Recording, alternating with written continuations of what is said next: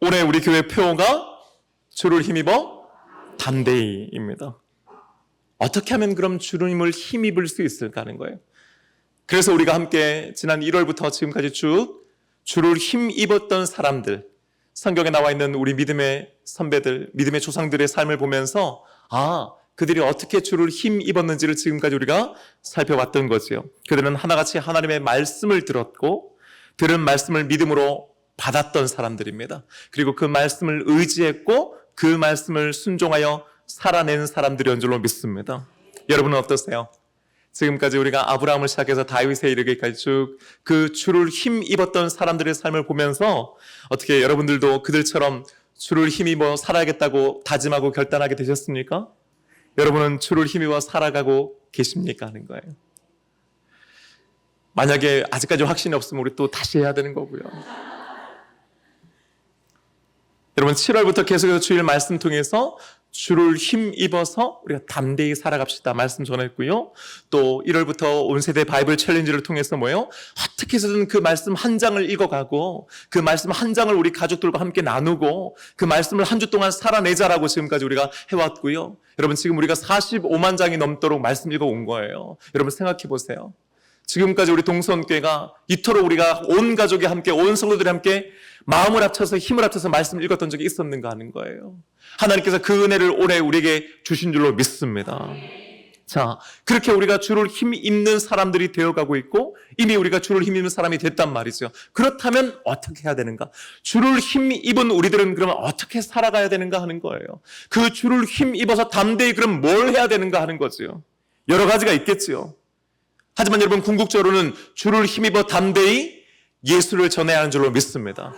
주를 힘입어서 담대하게 살아가야지요. 주를 힘입어 담대히 공부도 해야지요. 주를 힘입어 담대히 직장생활도 해야지요. 주를 힘입어 담대히 운동도 하고 건강도 챙겨야 되지요. 하지만 여러분 궁극적으로 가장 기본은요.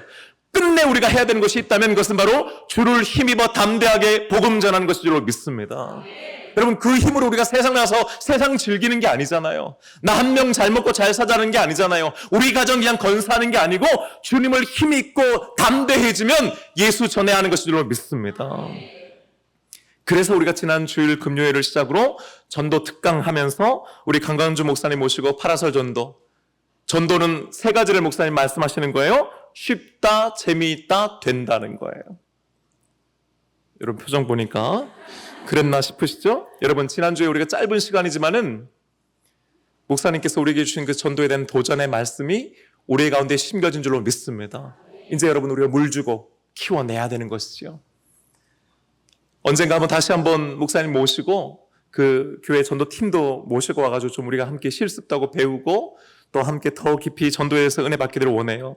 지난주에요 목사님께서 말씀 전해주셨는데 제가 맨 앞자리에서 얼마나 은혜 받았는지 몰라요. 그 마음에 또 부담이 되는 거예요. 내가 이럴 줄 알았으면 그냥 강사비 조금 더 들여서라도 또 좋은 분 모시고 올 걸 내가 왜 한다고 해가지고 이거를. 근데 성령님께서 하실 줄로 믿습니다. 제가 여러분 지난주에 이번 주중에 제가 2권의 책을 읽었어요. 조금 더 있는데 이 2권의 책을 여러분에게 좀 소개하려고 합니다. 한번 띄워봐 주시겠어요? 톰 레이너 목사님의 죽은 교회를 부검하다. 여러분 책 제목이 좀 살벌하죠. 죽은 교회를 부검하다. 다른 책은요. 살아나는 교회를 해부하다라는 책이에요. 그 얇은 소책자예요. 근데 여러분 이 톰 레이너라고 하는 분은요. 지금은 이제 목회도 하시고 하시는데 원래 그 교회를 컨설팅하는 그 회사의 CEO세요. Church Answers라고 하는 그 기관이 있는데 그 기관이 뭘 하는 거냐면은 교회들을 탐방하고 교회들의 어려움들을 해결해주고 컨설팅해주고 어떻게 하면 부흥할 수 있을까? 어떻게 하면 교회가 회복될 수 있을까를 이제 가르쳐주는 그런 기관이에요. 근데 거기서 오랫동안 수많은 미국에 있는 교회들, 저 시골에 10명 있는 교회, 그리고 또 뉴욕 맨하튼에 있는 아주 대형 교회들을 다 돌아다니면서 이분이 수많은 미국 교회들을 경험한 거예요. 그러면서 자신의 경험과 또 지금까지 축적된 데이터를 통해서 소책자를 냈는데 첫 번째 책이 뭐였다고요? 죽은 교회를 부검하다는 거예요. 제가 여러분 이 책 얇은 책이에요. 근데 내용이 아주 좋아요. 제가 이 책 사가지고 우리 장로님들한테 이 두 권 다 읽히게 할 겁니다. 장로님들이 이 두 권 다 읽으셔야 돼요. 예. 그리고 우리가 이제 9월 말에 이제 재직 수련회 할 거거든요, 여러분. 우리 재직 수련회. 그래서 모든 우리 집사님들, 안수 집사님들, 권사님들하고 있을 때 제가 이 두 권의 책을 가지고 강의하면서 여러분들하고 우리 교회가 어떤 교회인가, 그리고 우리 교회는 앞으로 어떤 교회가 돼야 되는가 하는 것들을 우리 재직들하고 함께 나눌 겁니다. 여기 계시는 우리 재직들은 다 오실 줄로 믿습니다. 아멘 안 하신 분이 두 분 계시네요. 톰 레이너 목사님이요, 죽은 교회를 부검하다라고 하는 책에서 실제로 문을 닫은 14개 교회들에게서 나타난 공통점들이 있다는 것을 이 책에 얘기해요. 죽은 교회라고 하는 것은 무슨 말이냐면 여러분, 그냥 뭐 영적으로 뭐 이런 거 말고 진짜 교회의 문을 닫은 거예요. 이 중에는요, 100년 된 교회도 있어요. 한때 2,000명이 모였던 교회도 있어요, 여러분. 그런데 그런 교회들이요, 문을 닫았단 말이에요. 교회가 없어졌단 말이에요. 그런데 그런 교회들에게서 나타나는 어떤 패턴, 그리고 공통점들이 있다는 거예요. 그 중에 하나가 뭐냐? 전도에 관한 관심을 잃고 복음보다는 자신들의 전통과 편안함에 집중한 교회들이었다라고 하는 거예요. 쉽게 말하면 뭐예요? 전도 안 하고 이미 있는 교인과 이미 있는 교회들을 지키고 유지하고 하는데 모든 힘과 에너지를 썼던 교회들, 그런 교회들은 공통적으로 죽더라 하는 거예요.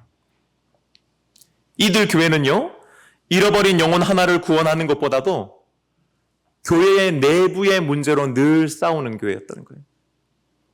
카펫 색깔을 뭘로 할 거냐?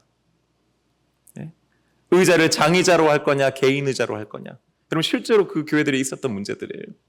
그런 거 가지고 싸우다가 갈등이 생기고 분열돼서 결국은 떠나고 남는 사람들조차도 감당하지 못하고 손들었을 때 교회 문은 닫게 되더라는 게 이분의 논리입니다. 예수님의 지상 명령이 완전히 사라진 교회는 놀랍게도 여러분, 그 교회 자체가 사라진다는 거예요. 영혼을 구원하지 않는 교회, 복음을 전하지 않는 교회, 세례자가 생기지 않는 교회는 결과적으로 어때요? 죽은 교회요, 죽어가는 교회가 될 수밖에 없다라고 하는 겁니다. 그러고 나서 이 책을 가지고 이분이 미국 전역을 같이 그 강연을 다니는데 어느 날 어떤 한 중년의 남자분을 만나요. 그런데 그 분의 교회가 죽었던 겁니다. 그분이 결혼식을 하고 자신의 두 딸들도 결혼식을 올렸던 교회가 없어진 거예요. 이분이 그러면서 이 톰 레이너 목사님한테 그 책이 조금만 더 일찍 나왔더라면 우리 교회는 죽지 않았을지도 모릅니다 하는 얘기를 하면서 살아나는 교회의 이야기도 써주십시오 한 거예요. 그 중년의 백인 남자분을 만나고 난 다음에 쓴 책이 바로 살아나는 교회를 해부하다예요. 죽은 교회가 있어요. 죽어가는 교회가 있어요. 하지만 살아나는 교회도 있더란 말이죠. 꿈틀꿈틀 살아 움직이는 교회들도 있다라고 하는 거예요. 그런데 여러분, 그 교회들에도 공통점이 있다는 겁니다. 그 중에 하나가 뭡니까? 영혼을 구원하는 교회, 복음을 전하는 교회, 예수 전하는 교회, 매년마다 세례자들이 늘어나는 교회인 줄로 믿습니다. 그러면서요, 톰 레이너 목사님 이렇게 얘기해요. 교회가 복음 전파를 멈추는 순간 그 교회는 죽기 시작한다. 뭘 얘기하는 거예요, 여러분? 갑자기 하루아침에 일주일 만에 비명행상하지 않는단 말이에요. 교회는 저력이 있단 말이에요. 다만 죽어가는데 죽어가는 줄 모르고 서서히 죽어가더라는 거예요. 제가 이 책들을 읽으면서 큰 도전을 받았습니다, 여러분. 교회가 죽느냐 사느냐를 가르는 핵심적인 차이는 여러 가지가 있지만 그 교회가 복음을 전하는 교회인가, 영혼을 구원하는 교회인가, 세례 주는 교회인가, 그리고 그것을 얼마나 간절하게 원하고 진정성을 가지고 노력하느냐에 있다라고 하는 거예요. 여러분, 제가 물어보겠습니다. 우리 교회는 어떤 교회입니까? 우리 교회는 어떤 교회입니까? 명백하게 우리 교회는 죽은 교회는 아니죠. 근데 혹시 죽어가고 있는 교회는 아닌가 하는 거예요. 반면에 우리 교회는 살아나고 있는 교회인가, 살아있는 교회인가 하는 것입니다. 오늘 우리가 함께 읽은 본문 빌립보서 1장 12절부터 18절까지 말씀은요, 사도 바울이 로마 감옥에 갇혀 있을 때에 빌립보 교회 성도들에게 보낸 편지의 일부입니다. 이 편지는 주후 60년에서 62년 사이에 기록되었을 거라고 알려지고 있어요. 바울은 지금 예루살렘으로 가서 체포된 후에 가이사랴에서 2년 동안 감옥에 구금되어 있다가 황제에게 상소하여서 황제의 재판을 받기 위해 로마로 압송되게 되죠. 천신 많고 죽을 고비를 넘기고 난 다음에 로마에 도착한 그는 바로 로마 황제의 재판을 받은 것이 아니고요, 재판을 받을 동안 다시금 가택연금 상태에 있게 됩니다. 그러니까 이때는 여러분, 나중에 다시 이가 로마의 감옥에 갇히게 되는데, 처음 갇히는 이때는 우리가 생각하는 막 지하 감옥, 막 음침하고 습하고 이런 데가 아니었고, 자신이 세를 줘서 월세를 내서 집을 하나 마련하고 그 집 안에 가택연금 상태로 있게 돼요, 여러분. 나중에 복음전도 한 번 더 하고 나서 다시 잡혔을 때는 진짜 감옥에 들어갑니다. 그리고 거기서 순교당해요. 그러니까 이번에는 어떠냐면은 가택연금 상태에서 사도행전 28장을 보면 여러분, 그를 찾아오는 사람들이 있다고 하는 걸 여러분 아시죠? 그리고 그 사람들에게 그는 복음을 전합니다. 그런 상황이 있다는 것을 여러분 머리에 두시면 좋겠어요. 자, 그런데 12절에서 그가 놀라운 고백을 하나 합니다. 12절 말씀 함께 읽겠습니다. 형제들아, 내가 당한 일이 도리어 복음 전파의 진전이 된 줄을 너희가 알기를 원하노라. 아멘. 아멘. 여러분, 이 말씀이 너무너무 놀라운 말씀이에요. 무슨 말이에요? 내가 당한 이 일, 뭐예요 그게? 갇히고 얻어맞고 고난당하고 박해당하고 로마로 압송당한 이 모든 일 말이에요.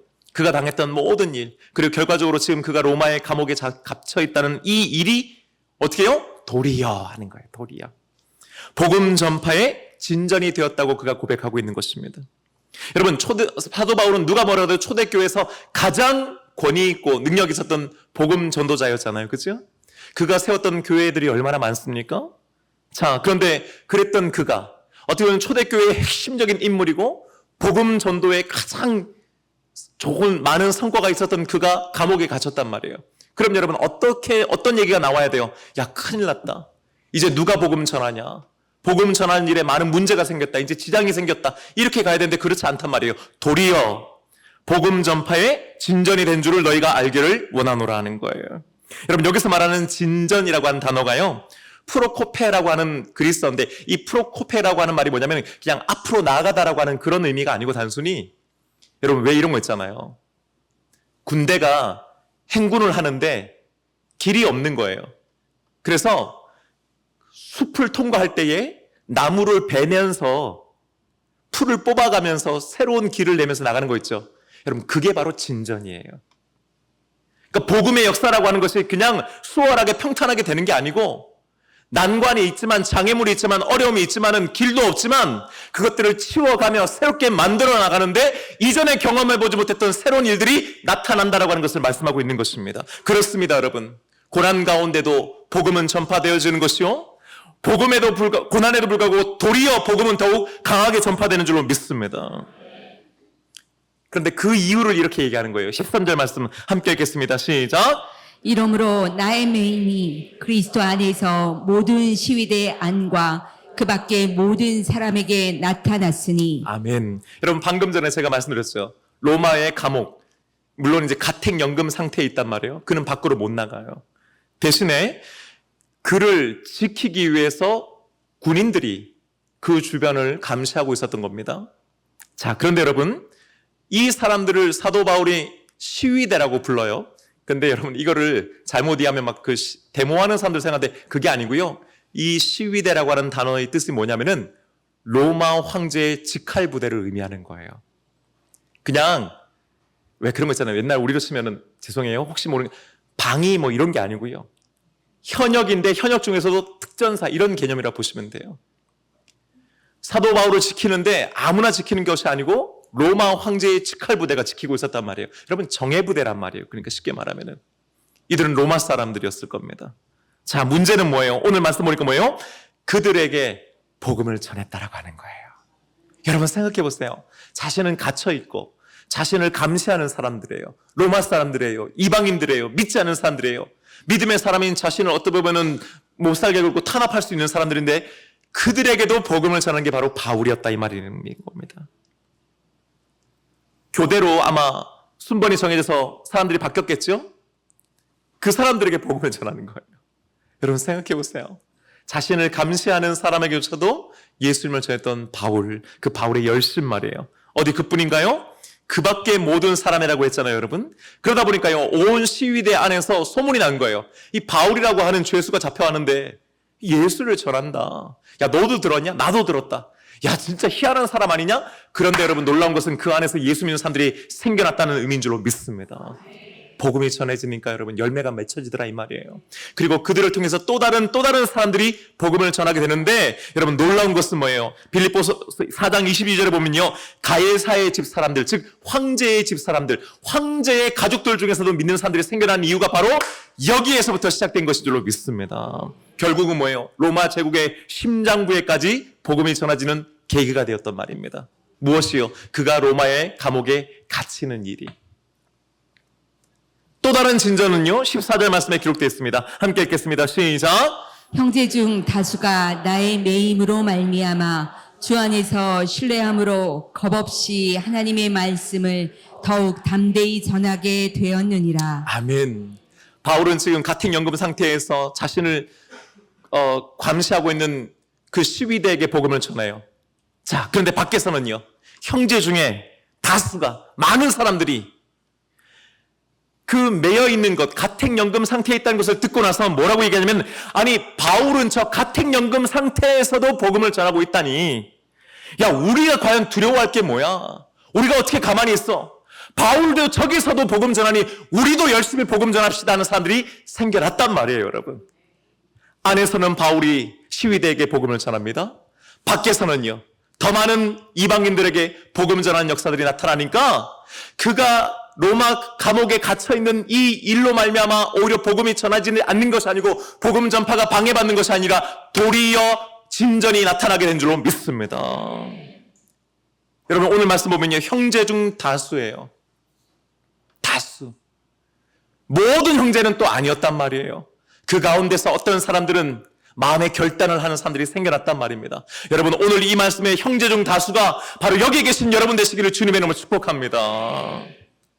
사랑하는 여러분, 이게 바로 전도의 영적인 법칙이라고 할 수 있어요. 원리예요. 전도의 원리가 이런 거예요, 여러분.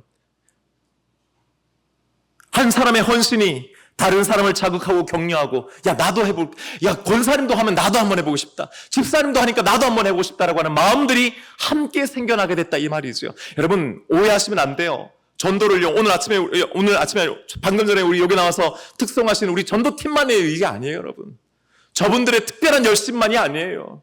저분들의 특별한 간증이 아니에요. 우리 모두가, 형제 중 다수가, 더 많은 사람들이 함께 이 일을 하게 될 줄로 믿습니다. 자, 문제는요, 그럼에도 불구하고 다소 충격적인 고백이 15절에 이어져 나옵니다. 함께 읽겠습니다. 시작. 어떤 이들은 투기와 분쟁으로, 어떤 이들은 착한 뜻으로 그리스도를 전파하나니. 아멘. 여러분 이 말씀 좀 이상하지 않아요? 그리스도를 전파하는데, 다수의 형제들이 그렇게 하는데 어떤 사람들은 어떻게 뭘로 한다고요? 투기와 분쟁으로 한다. 여러분 어떻게 투기와 분쟁으로 복음을 전한단 말이에요? 이 단어들이 이게 이상하잖아요. 그런데 여러분 이것을 알기 위해서는 당시 시대적인 배경을 조금 알 필요가 있습니다. 로마에는요, 사도 바울이 도착하기 이전에 이미 여러 개의 교회들이 세워져 있었어요, 여러분. 왜 여러분 아시잖아요. 오순절 사건이 예루살렘에서 있었을 때에 거기에 있던 여러 많은 유대인들이 전 세계에서 몰려들었잖아요. 그죠? 그 가운데 로마에서 온 사람들도 있었단 말이에요. 그리고 그날 오순절 성령 강림의 놀라운 사건으로 제 아들이 변화되고 나가 복음을 전했을 때 그 가운데 그 베드로의 설교 들고 가슴을 치고 옷을 찢으면서 형제여 그러면 우리가 어찌할꼬 너희가 회개하고 세례를 받으라 주 예수를 믿으라 그리하면 너와 네 집의 구원을 받으리라는 거예요. 그 말씀 받고 거기서 은혜 받고 세례 받고 돌아간 사람들 중에 그들 중에 로마에 가서 교회를 세운 이들이 있었다 이 말입니다. 그런데 문제는 뭐냐면요. 그들 중 일부는 바울에 대해서 좀 아주 복잡한 심정을 가지고 있는 사람들이 있었어요. 바울이 이방인의 사도라 불리면서 큰 능력을 행하지 않았습니까? 그죠? 그리고 큰 명성을 얻습니다. 그러자 그 로마에 살고 있는 일부 유대교를 믿었다가 그리스도인으로 개종한 사람들, 그죠? 그 사람들 중에서 나름 그 교회의 리더들이었던 사람들 중에서 이런 바울을 시기하는 사람들이 생긴 거예요. 믿기는 누가 먼저 믿었는데? 우리가 먼저 믿었는데. 뒤늦게 믿은 바울이라고 하는 사람이 초대교회 안에서 영향력을 발휘하고 능력이 나타나고 수많은 사람들이 바울을 따르는 거예요. 그게 싫은 거예요. 시기심이 생기는 거예요. 질투하는 거예요. 그랬던 그들이요, 바울이 로마 감옥에 갇혔다는 얘기를 딱 들으니까 어때요? 바울이 갇혀있는 지금이야말로 우리가 더 열심히 해서 우리가 바울보다 더 나은, 더 큰 명성을 얻자라고 생각하는 사람들이 생겨났다 이 말이에요. 여러분 무슨 말인지 아시겠죠? 그러니까 바울을 경쟁자로 여기는 교회 리더들이 있었다 이 말이에요. 그러니까 바울이 막 활동할 때는 어쩔 수 없었는데 바울이 지금은 감옥에 갇혀 있잖아요. 그러니까 이때 우리가 더 열심히 하자. 그게 바로 여러분 오늘 말씀하시는 의미에서의 투기와 분쟁으로예요. 17절 말씀에서요, 그들이 어땠는지를 더 구체적으로 이렇게 고백합니다. 17절 말씀 함께 읽겠습니다. 시작. 그들은 나의 매임에 괴로움을 더하게 할 줄로 생각하여 순수하지 못하게 다툼으로 그리스도를 전파하느니라. 여러분 놀랍지 아멘. 않으세요? 그리스도를 전파하는데 순수하지 않아요. 바울을 괴롭게 할 목적으로 한단 말이에요. 무슨 뜻이냐면 그들의 그 의도 자체가 순수하지도 않았고 선하지도 않았고 바르지도 않았다는 얘기예요. 그들은요, 바울이 감옥에 갇혀 있는 동안 자신들이 더 많은 사람들을 전도하고 더 많은 교회를 세워서 바울로 하여금 내가 아니어도 잘 되네? 왜 그런 거 있잖아요. 내가 뭔가 대단한 사람인 줄 알았는데 나 말고도 하는 거 보니까 아유 내가 한 건 별거 아니구나라고 스스로 마음을 괴롭게 하려고 그 의도 자체가 불순했다 이 말이에요. 바울의 마음을 낙심시키고 자신들을 드러낼 목적으로 이들은 더욱 열심히 그리스도를 전했단 말입니다. 여러분 오늘 순수하지 못하게 다툼으로라고 하는 걸 때 이 다툼이라고 하는 게요, 에리스라고 하는 단어인데 이게 뭐냐면은 당파적인 경쟁심이에요. 내가 바울의 교회보다 우리 교회가 이런 경쟁이 있죠. 여러분 왜 솔직히 교회들도 그런 게 있잖아요. 우리 교회 그건 나쁜 거 아니에요. 근데 문제는 뭐예요? 저 교회보다는 우리 교회 이렇게 되잖아요. 그렇죠? 그런 마음들이 이 로마 교회 초대교회 안에 있었다 이 말이죠. 반면에 그런 사람들만 있었던 건 아니에요. 이어지는 말씀 보니까요, 착한 뜻으로 그리스도를 전파하는 이들도 있었습니다. 16절 말씀 함께 읽겠습니다. 시작. 이들은 내가 복음을 변증하기 위하여 세우심을 받은 줄 알고 사랑으로 하나. 아멘. 그 중에서 어떤 사람들은 바울을 사랑해요. 바울을 이해해요. 바울을 측은히 여기면서 바울의 그 사역에 순수하게 함께하는 이들도 있었단 말입니다. 여러분, 믿음의 공동체를 함께 세워가잖아요. 교회를 함께 세워가잖아요. 우리 모두는 다 같이 한마음 한뜻이 되기를 원합니다. 근데 그게 쉽지는 않아요. 어떨 때는요, 부딪히기도 하는 거예요. 어떨 때는 함께 가기도 하는 겁니다. 중요한 건 뭐예요? 18절 말씀 우리 함께 읽겠습니다. 시작. 그러면 무엇이냐? 거칠애로 하나 참으로 하나 무슨 방도로 하든지 전파되는 것은 그리스도니 이로써 나는 기뻐하고 또한 기뻐하리라. 할렐루야. 여러분 우리가 이 말씀 기억해야 됩니다. 자신을 시기하고 자신을 경쟁자로 여기는 사람들이 있었단 말이죠. 불순한 동기를 가지고 있는 사람들도 있었단 말이죠. 하지만 바울은요, 상관없어. 그것도 좋아. 그래도 괜찮아 라고 얘기했다는 겁니다. 왜 그렇습니까? 무슨 방도로 하든지라는 거예요. 여러분 이게요, 판티트로포라고 하는 단어인데 무슨 뜻이냐면은 모든 방법으로 혹은 어떤 식으로든지 이런 뜻이에요. 뭐만 되면 돼요. 그리스도가 전해지는 기만 한다면 나는 그것 주면 상관없다. 그게 바로 바로의 위대함이에요. 무슨 말입니까? 전도의 동기나 방법이 비록 완전하진 않고 아름답지는 않다 할지라도 완전히 은혜롭진 않다 할지라도 그리스도가 전파되고 예수가 전해지고 영혼을 살리고 구원시킬 수만 있다면 나는 그것으로 기뻐하고 또한 기뻐한다고 그가 고백하는 줄로 믿습니다. 사랑하는 여러분, 우리들도 마찬가지입니다. 교회 생활 하다 보면요, 불편할 때가 있어요. 여러분 있잖아요. 마음이 어려울 때 있잖아요. 내 뜻대로 같지 않고 내 마음 같지 않을 때가 있잖아요. 그죠 여러분? 여러분만 그런 줄 아세요? 목사인 저도 그래요. 하지만 여러분, 무슨 방도이든지 어떤 식으로든지 교회가 하나 되고 교회가 은혜 받고 교회가 부흥하고 복음이 전해질 수만 있다면 우리 모두가 함께 기뻐하고 기뻐할 줄로 믿습니다. 내가 원하는 대로 되고 안 되고보다 더 중요한 건 뭐예요? 제가 말씀드렸잖아요, 지난 주일에도.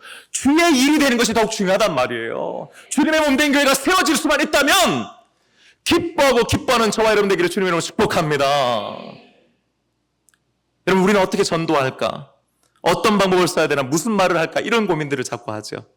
내가 할 수 있을까? 하지만 여러분, 중요한 것은 바울은요, 무슨 방도로 하든지, 심지어 그 동기가 성경적이지 않아도, 경쟁심에서 비롯된 것이라 할지라도, 바울을 낙심시키려고 하는 목적으로 된다 할지라도, 그리스도가 결과적으로 전파되고 복음이 전해지고 영혼을 살리고 구원할 수 있다면 나는 그거 선택하겠다라고 하는 거예요. 이걸 통해서 우리가 알 수 있는 것은요, 여러분, 바울은요, 주의 일을 할 때 개인적인 감정보다는 복음이 전파되는 것을 더 중요하게 여겼다는 것을 우리는 알 수 있습니다. 여러분 기억하세요. 특별히 우리 중직자 여러분 기억하셔야 돼요. 개인적인 감정보다 더 중요한 것은 주의 일이고 복음이 전파되는 일인 줄로 믿습니다.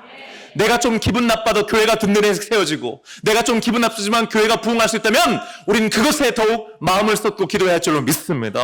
두 번째는요, 불완전한 사람들의 불완전한 방식이지만 하나님은 그것까지도 쓰신다고 하는 사실이에요. 여러분, 우리는 부족해요. 우린 연약해요.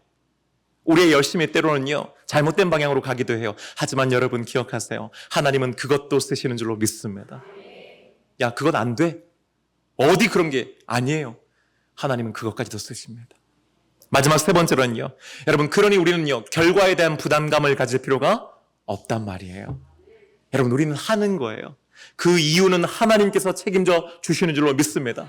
하고 나서도 돌아서고 그렇게 말하면 안 되는데, 이 말 하고 꼭 갔었는데, 이 말 꼭 할 걸. 아니에요, 여러분. 우리는 할 수 있는 한 하는 겁니다. 그 나머지는 하나님께서 역사하시는 줄로 믿습니다. 그러니 여러분, 전도는요, 우리의 완벽함이나 우리의 능력이나 우리의 말재주로 되는 것이 아니고요, 복음 그 자체의 능력이 있고 예수의 이름의 능력이 있는 줄로 믿습니다. 그리고 그것을 하나님께서 하시는 줄로 믿습니다. 하나님은 우리의 완벽함이 아니라 우리의 순종과 우리의 마음과 중심과 헌신을 통해 역사하시는 줄로 믿습니다. 그러니 여러분, 예기치 않는 방법으로 하나님은 역사하시는 것이지요.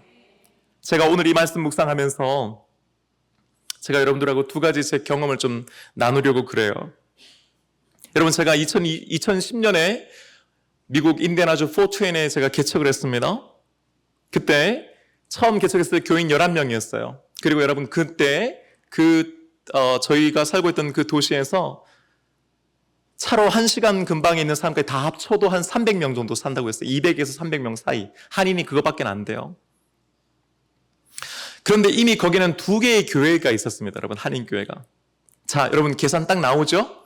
교회 2개 있고 300명인데 교회 2개 있어요. 자, 그러면 여러분 남은 한인들이 몇 명 정도 됐느냐 딱 나오시죠?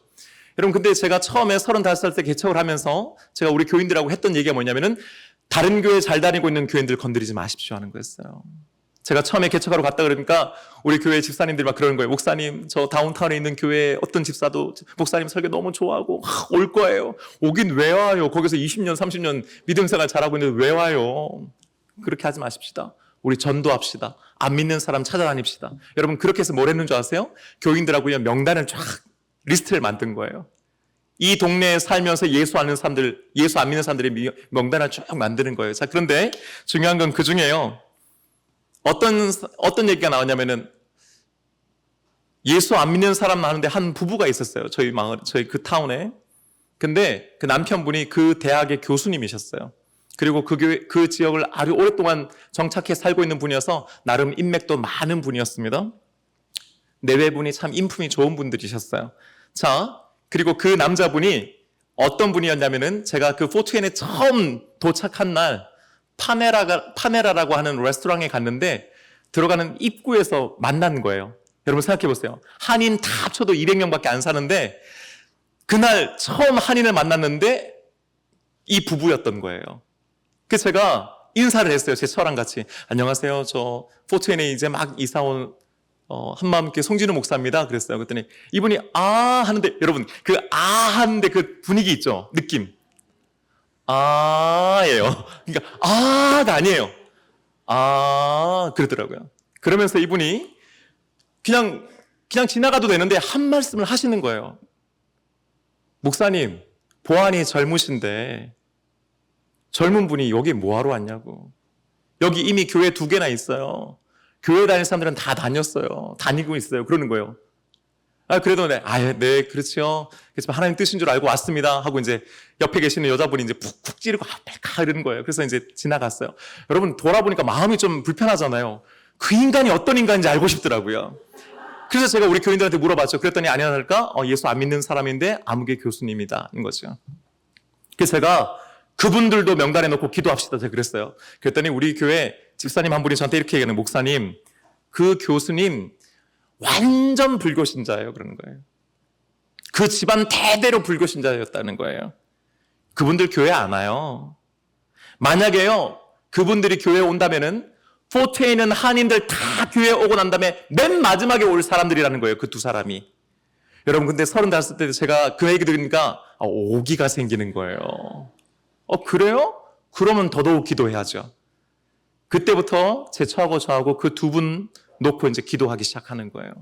근데요, 참 감사한 게 동네는 뭐 작으니까 오며 가며 만나게 되잖아요. 근데 이분들이 또 이게 좋은 분들이셔가지고 저희들한테 참 잘 해주셨어요. 오며 가며 교제가 시작된 거예요. 그리고 저희들이 늘 기도하고 있다는 것도 그분들이 이제 아시게 됐어요. 그런데 그거는 그거고 교회 안 오죠. 예, 목사님 열심히 하시라고. 예, 수고하신다고 애쓰신다고 이랬던 그 정도였어요. 자, 그런데 여러분, 그로부터 제가 정확하게 모르는데 한 8, 9년이 지났을 때 어떤 한 집사님이 저한테 이런 얘기를 하는 거예요. 목사님, 지금 김 교수님 내외가 교회를 다닐까 생각하고 있대요. 그런 거예요. 여러분, 아멘이 지금 한 명만 나오면 안 되는데. 여러분, 진짜 그분들을 위해서 8년을 기도했다니까요. 그러니까 여러분, 알고 보니까 뭐냐면은 큰 딸이 있는데 큰 딸이 이제 뭔가 질병이 있는 거예요.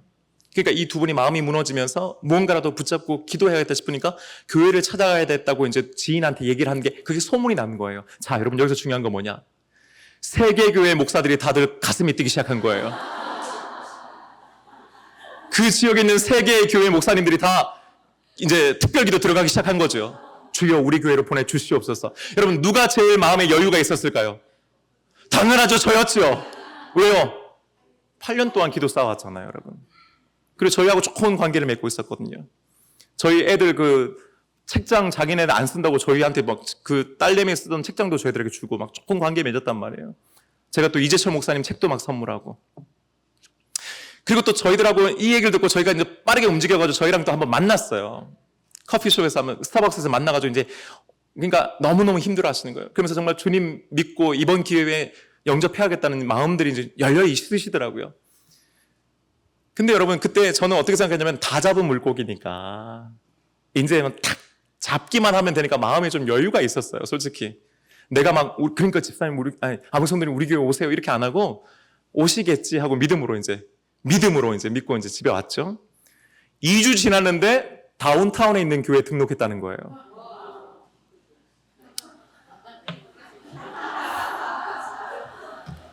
참고로 여러분 여기서 중요한 건 뭐냐면은 그 다운타운에 있는 교회하고 저희 교회하고 관계가 별로 안 좋았어요. 왜냐하면 우리 교회 교인들이 그 교회에서 신앙생활하다 나오신 분들이었거든요. 늘 언제나 그러니까 그분들은요 우리를 인정을 안 해줬어요. 우리 교회를. 그 얘기까지 하면 오늘 밤 새고요. 자, 그 목사님하고 저하고도 관계가 별로 안 좋았어요. 그러니까요. 근데 해필 차라리 다른 교회 가지. 그 다운타운 교회는 아무리 생각해도 아닌 거예요. 그리고 또 우리 교인들은 막 제가 또 교인들한테 또 얘기해 놓은 게 있잖아요. 우리 같이 기도합시다. 오실 겁니다. 그리고 또 우리 교인들이 또 저와 제 처가 또 그분들 부부하고 관계를 또 잘 만들고 기도했던 걸 아시니까 목사님 사모님하고 8년 동안 기도하시더니 드디어 하나님께서 응답해 주시는 것 같아요. 너무너무 감사해요. 막 그렇게 기도하고 막 이제 오기만 하면 이번 주 내년 주 다 이러고 있는데 다운타운 교회를 갔다 그러니까 우리 교인들이 말을 못하는 거예요, 저한테. 왜? 다 같은 마음이니까. 아, 목사님 기도했다고 다 잡은 것 같다더니 뭐 놓쳤네. 약간 이런 분이 누구도 그 말을 안 하는데 제가 혼자 괜히 찔리는 거예요. 여러분, 제가 기도하는데 하나님 앞에요. 하나님 진짜 이러실 겁니까? 진짜 이렇게 기도했어요. 하나님 진짜 이러실 겁니까? 아니, 제주는 누가 부리고 돈은 누가 번다고. 내가 실컷 공 굴렸는데. 서커스 왜 곰들이 공 굴리는 거 있잖아요. 돈은 누가 버는 거잖아요. 딱 그런 마음이 드는 거예요. 게다가 정말 우리 교회는 지금 8년 동안 정말 열심히, 여러분 저희는 한 명도 수평이동 없었어요. 여러분 다 정말 예수 안 믿는 사람들 전도해가지고 그분들 세례주는 교회였어요, 우리 교회가. 그걸 자부심으로 여겼습니다. 그러면 하나님께서 이왕이면 우리 교회를 보내주셔야지. 저 다운타운에 있는 교회는 미국 교회고, 미국 교회 안에서 한인들끼리 모여가지고 20년, 30년 자기 손으로 전도 한 번 안 하고 11조 한 번 안 하고 교회 바닥 한 번 안 쓰는 교인들이고 교회인데 어떻게 하나님 그 영혼, 그 귀한 영혼을 저 교회에 보냅니까? 여러분 솔직히 제가 그게 너무너무 화가 나가지고 하나님께 진짜 하나님 이러실 겁니까? 제가 기도했다니까요, 진짜로. 기도 우리가 지금까지 싸워왔는데 하나님 우리 교회에 보내주시고 저에게 붙여주시기 그랬습니까? 여러분 그랬더니요, 하나님께서 딱 저한테 이렇게 말씀하시는 거예요. 송 목사, 그 교회도 내 교회다.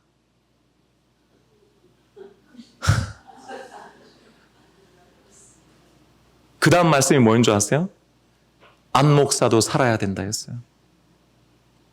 딱 두 마디. 그 교회도 내 교회다.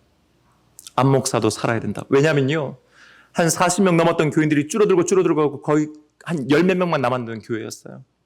그래서 저는 어떻게 생각했느냐, 우리 교회가 믿음으로 바로 서서 열심히 사역해서 세워지면 그 교회 교인들이 우리가 나중 후발주자지만 우리 교회에 와서 더 큰 하나 되는 그런 꿈을 꾸고 그런 경쟁의식이 저에게 있었단 말이에요, 솔직히 말씀드리면. 오늘 이 말씀이 저는 너무 이해가 잘 돼요. 열심히 목회했지만 그 열심히 목회하는 것의 어떤 한 부분은요, 우리가 제일교회에서 나와가지고 제일교회가 지난 10년 동안 우리 힘들게 했던 거에 대한 서러움이 있었단 말이에요. 내가 안 목사보다는 더 나은 목사라고 하는 걸 증명해보고 싶었단 말이에요.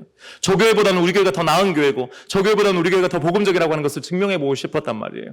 그리고 하나님께서 우리를 통해서 역사하시기를 기대했단 말이에요. 근데 하나님께서 그렇게 안 하시더란 말이죠. 너무 낙심이 되는 거예요. 근데 주님께서 뭐라고 말씀하시냐, 그 교회도 내 교회다. 안 목사도 살아야 된다. 제가 바로 아멘 했어요. 그리고 이 마음을 우리 교인들하고 나눴습니다. 우리 교회 오는 것보다 더 중요한 것은 뭐예요? 그 한 사람이 예수 믿고 구원받고 살아난 것인 줄로 믿습니다. 그래서 그 부부가 믿음 생활을 그 다음에 시작한 거예요. 남자 교수님은 조금 부침도 있었지만 그 여자 성도님은요, 얼마나 열심히 믿음 생활한지 몰라요. 큰 일꾼 됐습니다, 지금 그 교회에. 반대로 이런 경우도 있었어요. 어느 날 저희 교회에 젊은 한 부부가 왔어요. 여자분은 한국분이고 남자분은 미국분이었어요. 젊은 이제 30대 초반의 부부였습니다. 처음 예배드리러 우리 교회 온 날부터 예배를 드는데 심상치가 않은 거예요. 여자 성도가 처음부터 끝까지 계속 우는 거예요, 그렇게. 그래서 저는 제가 설교 잘해가지고 제 설교에 은혜 받은 줄 알았는데 그게 아니더라고요, 또 보니까, 알고 보니까. 근데 이 두 분이 온 첫날부터 교회를 등록해서 다니는데요, 저는 그전에도 원래 신앙생활을 열심히 하셨던 분인 줄 알았어요. 근데 여러분 그게 아니고요, 태어나 교회를 처음 나오신 분이었어요. 너무 신기하잖아요. 교회를 안 빠져요. 남편은 원래 루터교 신자였어요. 그래서 미국 교회 가서 9시에 예배 드리고 남편과 함께 11시에 와서 또 예배를 한 번 더 드리는 거예요. 너무 귀하잖아요. 초신자인데, 이제 막 예수 믿는데 어떻게 그럴 수가 있을까? 그런데 여러분, 제가 얘기를 쭉 나눠보니까요, 이분이 어떤 교회를 등록해서 다니는 건 처음인데 친동생이 너무너무 신앙생활을 열심히 하는 남동생이 있었던 거예요. 이 남동생이요, 어려서부터 누나 교회 가자, 예수 믿고 구원받아야 된다는 얘기를 늘 입에 달고 살았던 거예요. 그런데 한 번도 그 부탁을 들어준 적이 없는 거예요. 별의별 하여튼 게임도 노력도 했어도 너나 가라, 난 안 간다 하는 거예요. 게다가 이 여자 성도님 주변에 있는 친구들이요, 다 예수 믿는 사람들이었던 거예요. 그런데 여러분, 늘 언제나 그 영혼을 위해서 기도하고 했어도 난 상관없어, 난 안 가, 너네 열심히 믿어 했던 사람이었어요. 그랬는데 이 두 부부가 텍사스에 박사 과정 갔다가 실패하고 돌아와서 모든 것들을 다 잃고 모든 것들이 다 막힌 상황에서 남편의 고향이 포트웨인이었어요. 그래서 시댁으로 시댁 집안으로 들어온 거예요. 그러니 여러분, 자신의 상황과 형편이 너무너무 힘들고 어려워서 교회에 오자마자 눈물을 흘리면서 예배를 드렸던 거예요. 하지만 하나님께서 그 마음을 만져주신 줄로 믿습니다. 여러분, 저와 제 처가 우리 교회 성도들이 그 성도 한 사람을 위해서 한 건 아무것도 없어요. 8년을 기도로 쏟아부은 게 아니에요. 근데 하나님께서는요, 그 한 영혼이 살아오는 그 수많은 시간 동안 수많은 사람들의 기도를 통해서, 권면을 통해서 그 마음을 만지고 계셨더라고 하는 것입니다. 그리고 그 열매를 저희들이 따게 된 것이고, 지금은요, 안수집사가 돼서 얼마나 귀하게 신실하게 그 교회를 섬기고 있는지 몰라요. 사랑하는 여러분, 제가 이 두 개의 극단적인 경험을 통해서 알게 된 것이 있습니다. 전도는 우리가 하는 게 아닙니다. 하나님이 하십니다. 우리가 원하는 때에 하기도 하시지만은 때로는 우리의 기도가 더 쌓이기를 원하시기도 하는 줄로 믿습니다. 중요한 건 뭐예요? 그 한 영혼을 향해서 끊임없이 우리가 기도하는 거예요. 끊임없이 그 영혼을 위해서, 그 영혼의 구원을 위해서 우리가 마음을 쓰는 것인 줄로 믿습니다. 사랑하는 여러분, 오는 10월 26일이 우리 교회 창립 43주년이에요. 여러분 한번 생각해 보세요. 1주년, 2주년, 3주년 때는 얼마나 그 한 해 한 해가 소중하고 귀했겠어요. 얼마나 그것이 큰 잔치였겠어요. 43년이 되니까 이제는 어때요, 여러분? 그냥 뭐 늘 오는 때고 뭐 그런 거지. 근데 여러분, 적어도 우리가 1년 중에요, 그래도 이날만큼은 영혼을 구원해야 되는 우리 교회의 사명을 새롭게 하는 날이 되기를 주님으로 축복합니다. 그래서 이번에는요, 작년에는 우리가 사이좋게 해서 여러 가지 프로그램들을 많이 했는데 올해는요, 그냥 단순하게 우리가 그날 총동원 주일 새생명 축제 하려고 합니다. 이를 위해서 여러분, 우리 모두가 가족과 친구와 주변 이웃들을 우리가 정말 전도하고 예수 전하는 복된 계기가 되기를 주님으로 축복합니다. 무슨 방도로 하든지 그리스도가 전파되는 것을 기뻐하는 것입니다. 우리가 전도하는 사람들이 올지 안 올지 여러분, 그건 미리 지금부터 판단하지 마세요. 그건 우리의 영역이 아닙니다. 실컷 전도했는데 목사님 우리 교회 아니고 옆 교회 간대요. 뭐 어때요, 여러분? 그래도 전해지는 것은 그리스도요, 그 영혼이 구원받게 된다면 그것은 하늘의 상급을 받게 될 것인 줄 믿습니다. 중요한 것은 뭐냐? 저와 여러분 가운데, 우리 가운데, 우리 교회가 다시 한번 그 한 영혼, 그 한 사람, 그 한 영혼과 그 가정이 구원받는 것에 다시금 마음을 쏟고 기도하느냐 하는 것이에요. 사실은 어쩌면 여러분, 그 잃어버린 영혼들, 믿지 않는 영혼들을 위한 날이라기보다는 어쩌면 우리들을 위한 날인지도 모르지요. 식어버렸던 전도에 대한 열정들이 다시금 이번 일을 통해서 일어나고 회복되는 저와 여러분 되기를 주님으로 축복합니다. 톰 레이더 목사님이 그의 책에서 말했잖아요. 죽어가는 교회와 살아나는 교회의 차이는 그들이 얼마나 복음을 전하는 데 있어서 간절한가, 진정성을 가지고 있는가 하는 것에 있다고요. 여러분, 우리 교회는 어떤 교회입니까? 우리 교회가 어떤 교회 돼야 됩니까? 살아나는 교회, 생명이 있는 교회가 돼야 할 줄로 믿습니다. 근데 여러분, 교회만 그런 게 아니란 말이죠. 우리 각자 한 사람 한 사람이요. 우리 교회가 그럴 수 있는 것은요, 우리 유치부 아이들부터 시작해가지고 작년 노년에 이르기까지 우리 모든 교인들이 이 마음을 품을 때에 비로소 우리 교회는 살아나게 되고 살게 되는 것으로 믿습니다. 우리가 죽은 성도이냐, 죽어가는 성도이냐, 혹은 살아나고 있는 성도이냐, 살아있는 성도이냐를 구별하는 것은 여러분, 우리가 얼마나 예배를 열심히 드리냐, 얼마나 많은 금액을 헌금하느냐도 있겠지만은 그보다 본질적으로는요, 그 한 영혼을 위해서 우리의 마음이 하나님의 마음과 함께 하느냐, 거기에 달려있는 것으로 믿습니다. 여러분, 그 한 명, 그 한 사람을 위해서 예수 전하는 그 마음이 있는가? 그것으로 우리가 살아있느냐 죽어있느냐는 결판 나는 것입니다. 여러분, 그래서요, 먼저 우리 그 한 명 마음에 품으십시다. 특별히 저는요, 이번에 우리 교회에 다녔었다가 지금 쉬고 있는 분들, 우리가 흔히 장기 결석자들이라고 하죠, 그죠? 여러분, 우리 목자님들, 목원님들, 우리 그 장기 결석자를 위해서 다시금 손 내미십시다. 다시 기도 시작하십시다. 그 한 자리를 만드십시다. 뿐만 아니라 여러분, 우리 배우자들 중에서요, 낙심해 있거나 아니면 냉담한 분들도 있잖아요. 여러분, 어떻게 해요? 늘 기도하고 있죠. 하지만 특별히 여러분, 앞으로 이 2달 동안에 집중적으로 기도하십시다.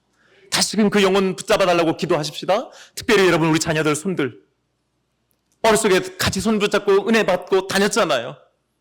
근데 어느 순간 그 손 놓치더니 어때요?